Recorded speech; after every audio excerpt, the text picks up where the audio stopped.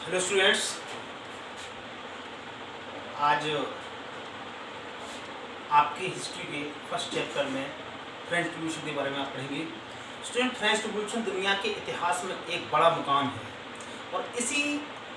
Revolution के बाद से पूरी दुनिया में नेशनलिज्म जागा और हर देश में धीरे धीरे करके राष्ट्रवाद की भावना जागी और कई देशों में लोकतंत्र की स्थापना हुई, रिपब्लिक की स्थापना हुई और राजशाही की खात्मा हुआ। स्टूडेंट, ये चैप्टर आपका शुरू होता है फ्लैशबैक से। सबसे पहले इसमें एक इंसिडेंट पता है, उसके बाद फिर फ्रांस में क्या था, वहाँ की परिस्थितियाँ, राजनीतिक, सामाजिक और आर्थिक परिस्थितियाँ कैसी थी, उसके बारे में बताया गया। स्टूडेंट, सबसे पहले 14 जुलाई 1789, 14 जुलाई 1789 की सुबह थी और पेरिस जो था, पेरिस में बहुत ज़्यादा हलचल हो रही थी और पेरिस के यानी फ्रांस के जो राजा थे लुई 16, उसने अपने सैनिकों को आदेश दिया कि सैनिकों जाओ। ऐसी अफवाहें फैल रही थी फ्रांस की राजधानी पेरिस में कि राजा ने अपने सैनिकों को ये आदेश दिया है कि जाकर के नागरिकों पर गोलियां चलाएगी। स्टूडेंट्स, लगभग 7000 पुरुष और महिलाएं एक साथ होकर के जुड़े और उन्होंने ये निश्चय किया कि लोगों की यानी हम नागरिकों की एक सेना बनाई जाए और इस तरह से लगभग 7000 लोगों ने एक साथ मिलकर के बहुत सारी सरकारी बिल्डिंगों को तोड़ दिया, वहां हमला किया, उनको तोड़ा, जलाया, इस उद्देश्य से कि हो सकता है वहां पर एम्यूनिशन,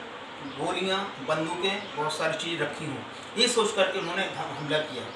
स्टूडेंट्स, आखिरकार बहुत सारे लोगों ने, सैकड़ों लोगों ने मार्च किया, पेरिस के पूर्वी भाग की तरफ गए और वहां सभी बेस्टिल नाम की जेल की तरफ वो लोग गए और एक बेस्टिल जेल जो थी वो बहुत ही ज़्यादा चारों तरफ से एक चार दीवारी थी, बहुत मजबूत जेल थी, तो फिर भी वो लोग वहाँ गए और एक घमासान लड़ाई हुई,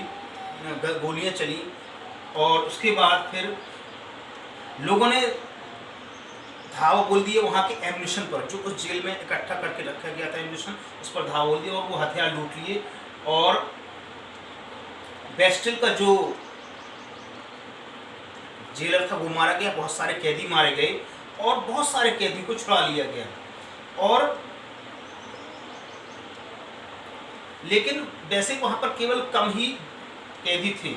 Yet the Bastille was hated by all, यानी कि बेस्टिल से सब लोग नफरत करते, लेकिन फिर भी लोगों ने वहां पर, चूंकि इस वजह से कि कोई राजा की शक्ति का एक प्रतीक था, वो वहाँ जो राजा था लुई 16 उसकी शक्ति का एक प्रतीक था वो बेस्टिल, इसलिए लोगों ने वहाँ हमला करके वहाँ से जो भी एम्यूनिशन था वो उसको अपने कब्जे में ले लिया और उसको दीवारों को, जेल की दीवार को गिरा दिया, उसे तोड़ दिया गया। बहुत सारे लोगों ने उसके छोटे छोटे टुकड़े उठाकर वहाँ से ले गए, जिनको कि वो अपने साथ रखना चाहते थे, एक यादगार के रूप में, अपने पास की एक यादगार के रूप रखना चाहते थे और बहुत सारे लोगों ने उन्हें मार्केट्स में भी बेचने के लिए रखा कि वो भविष्य में मार्केट में बेच पाएंगी और इस तरह से जब लोग भविष्य में लोग ये जाने कि किस तरह से फ्रांस में इस तरह की भी एक जेल हुआ करती थी। स्टूडेंट्स, और कई दिन बाद फिर से पेरिस में फिर से दंगे भड़के और गांव की तरफ बहुत सारे लोगों ने वहाँ के जो खाने पीने की चीज़ों की कीमतें थी उनका विरोध किया और महंगाई का विरोध किया और साथ ही अपने साथ हो रहे अन्यायों के लिए विरोध किया और कुछ समय के बाद बहुत सारे इतिहासकारों ने इसके बाद फिर एक पीछे की तरफ देखा और ये बताया गया है, उन्होंने देखा कि कैसे एक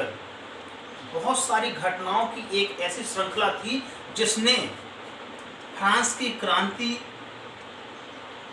के विस्फोट के लिए एक बड़े कारण का काम किया।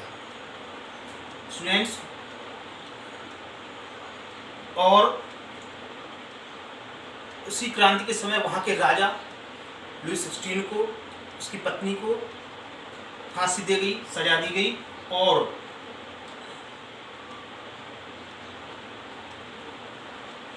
यद्यपि लोग क्या है, बहुत सारे कुछ लोग ये भी है कि मानते कि हो सकता है ऐसा नहीं हो, लेकिन फिर भी ये सारी घटनाएं कि ऐसे कैसे लोगों ने कि वहाँ का जो रहन सहन, शासन, राजनीति, सामाजिक, धार्मिक और आर्थिक परंपरा कैसी थी, कैसी वहाँ पर जो प्रतिक्रिया थी, क्रियाकलाप थे, कैसे ये फ्रेंच रिवॉल्यूशन हुई, किन लोगों का इसमें योगदान था, ये हम आगे पढ़ेंगे। और students I think word meaning आप लोग लिख चुकी हैं, तो आप लोग डेली कम से कम 10 वर्ड मीनिंग्स लर्न कीजिए। Thank you.